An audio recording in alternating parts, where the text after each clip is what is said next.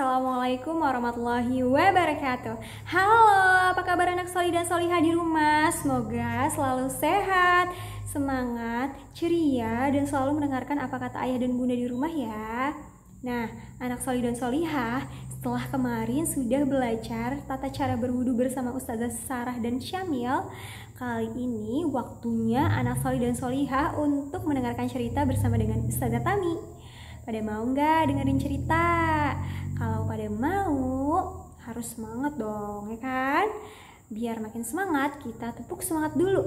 1, 2, 3. Tepuk semangat. Semangat. Semangat. Good job. Nah, Ustazah Tami mau cerita tentang apa sih? Ini dia, Ustazah mau bercerita tentang pemimpin yang adil dan bijaksana. Eits, tunggu dulu Ustazah, pemimpin itu apa sih? Pemimpin itu adalah seseorang yang bertugas untuk memimpin kita, membimbing kita, atau mempengaruhi kita. Contoh pemimpin yang paling dekat dengan kita adalah ayah. Ayah, abi, aba, bapak, atau panggilan-panggilan lainnya, pemimpin di dalam keluarga. Nah, kalau sekarang kita akan bercerita tentang pemimpin yang adil dan bijaksana, meneladani kisah Rasulullah Shallallahu Alaihi Wasallam atau Nabi Muhammad, tauladan kita semua. Pada penasaran gak nih? Kalau pada penasaran, langsung aja kita mulai ceritanya. Pada zaman dahulu kala di kota Mekah terjadi bencana banjir bandang yang sangat besar.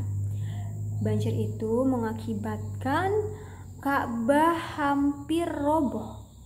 Ka'bah jadi rusak karena ada banjir itu.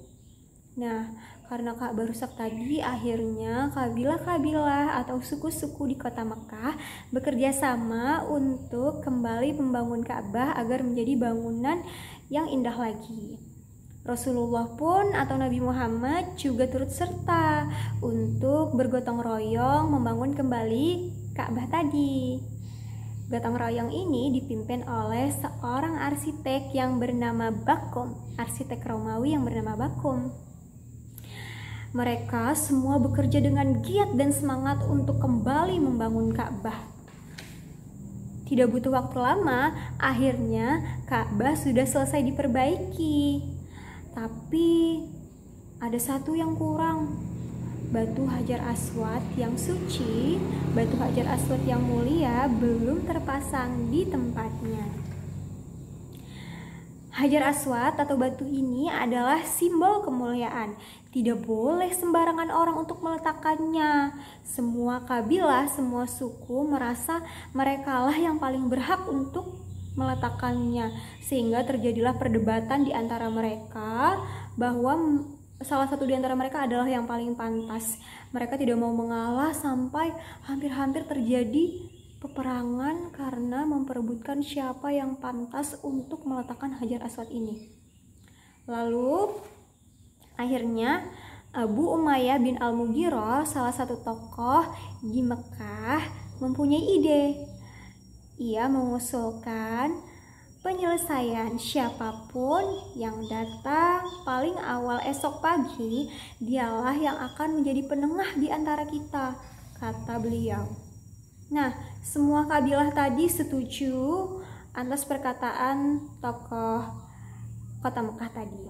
Lalu, maka semua penduduk tidak sabar untuk menanti esok pagi siapa yang akan datang paling pagi dan menjadi penengah mereka. Mereka bertanya-tanya, siapa ya besok yang akan menjadi penengah kami gitu.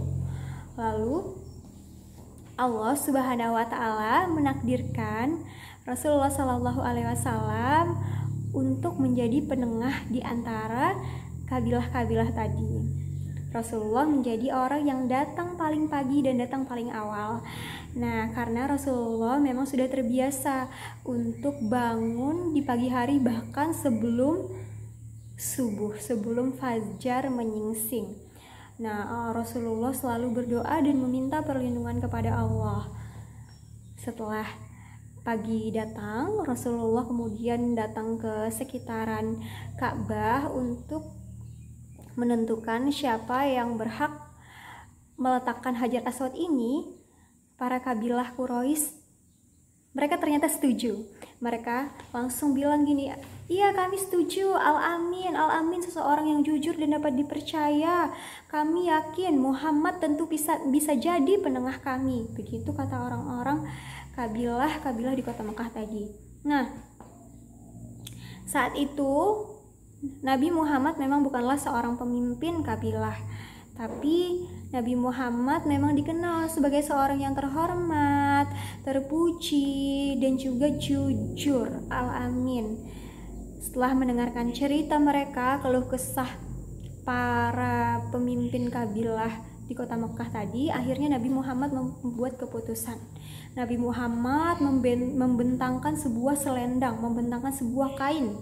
Lalu diletakkanlah batu tadi di tengah kain tersebut. Setelah batu itu diletakkan di kain tersebut, Nabi Muhammad kemudian memanggil semua pemimpin kabilah untuk sama-sama memegang ujung kain tersebut dan mengangkat Hajar Aswad ke tempatnya. Lalu semua pemimpin kabilah tersenyum bahagia karena mereka puas dengan keputusan itu. Mereka pun saling berjabat tangan, semua berterima kasih kepada Nabi Muhammad atas ide beliau. Sebuah pertengkaran akhirnya menjadi persaudaraan. Dan anak solih dan solihah tahu nggak? Tidak hanya itu, Nabi Muhammad juga pernah diuji dengan pembagian harta perang.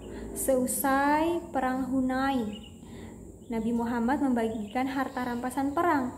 Beliau memutuskan untuk membagikan harta lebih banyak kepada para mu'alaf atau orang-orang yang baru masuk Islam. Hal ini agar orang-orang yang baru masuk Islam makin kuat keimanannya dan mereka menghilangkan kebencian mereka terhadap agama Islam. Kaum Muhajirin mendapatkan bagian, sedangkan kaum Ansor mendapatkan bagian yang paling sedikit, sehingga mereka merasa keberatan dengan keputusan Rasulullah. Tetapi setelah kaum Ansor mendengarkan alasan Nabi Muhammad mengapa para mu'alaf yang dibagikan harta perampasan perang paling banyak, akhirnya mereka pun semua menangis. Kami ridho ya Rasulullah dengan keputusanmu. Sungguh Rasulullah, Nabi Muhammad adalah pemimpin yang sangat adil dan bijaksana, tauladan untuk kita semua.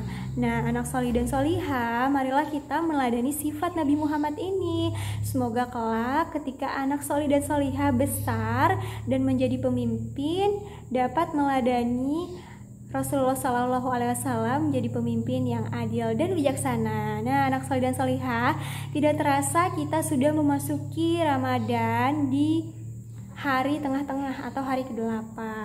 Semoga anak solih dan solihah semakin semangat untuk melakukan kebaikan, semakin semangat ngajinya, semakin semangat hafalannya, semakin semangat sholatnya, dan juga semakin semangat membantu orang tua di rumah. Oke? Jangan lupa tetap sehat, semangat, dan ceria ya. Terima kasih sudah mendengarkan cerita bersama Ustazah kali ini. Sampai jumpa. Wassalamualaikum warahmatullahi wabarakatuh.